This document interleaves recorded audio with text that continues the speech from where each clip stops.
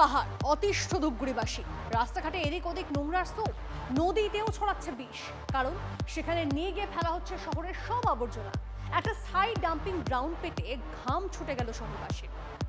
গর্বের প্রিয় শহর দুর্ভাগ্যজনকভাবে নোংরা ও আবর্জনা শহরে পরিণত হয়েছে। যেদিকে চোখ যায় নোংরা। ধূপগুড়ি শহরে দীর্ঘদিনের সমস্যা এটি, স্থায়ী ডাম্পিং গ্রাউন্ডের অভাব।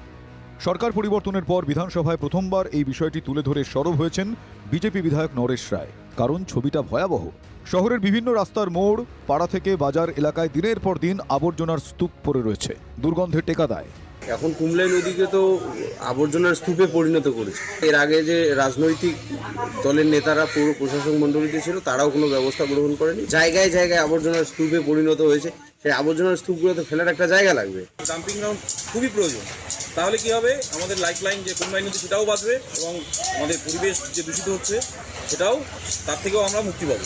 স্থানীয়দের অভিযোগ, তৃণমূল সরকারের আমলে একাধিকবার আলোচনা হয়, প্রতিশ্রুতিও দেওয়া হয়েছিল, কিন্তু সমস্যা সেই তিমিরেই থেকে গিয়েছে। এতদিন তো সব টিএমসির বহু নেতাদের বলা হয়েছে যে আবর্জনা, নোংরা আবর্জনাগুলো দেখার জন্য, কেউ কোনো পদক্ষেপ নিত না। পৌরসভার আধিকারিক বা কোনো রকম কেউ পরিষ্কার করার জন্য আসে না?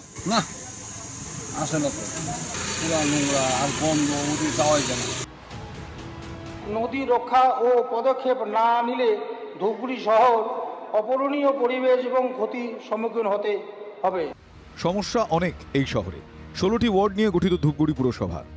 মেয়াদ শেষের পর 4 বছরেরও বেশি সময় কেটে গেলেও এখনও নির্বাচন হয়নি। প্রশাসকের মাধ্যমে পুরসভার কাজ চলছে। প্রশাসকের দায়িত্বে এখন রয়েছেন মহকুমা শাসক।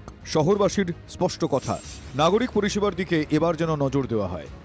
খোদ মুখ্যমন্ত্রী থেকে শুরু করে পুরমন্ত্রী বারবার জানিয়েছেন পরিচ্ছন্নতা কতটা জরুরি। কেন্দ্র বরাবর স্বচ্ছতা অভিযান নিয়ে করা, তার মধ্যে ধূপগুড়ি শহরের এই ছবি লজ্জার।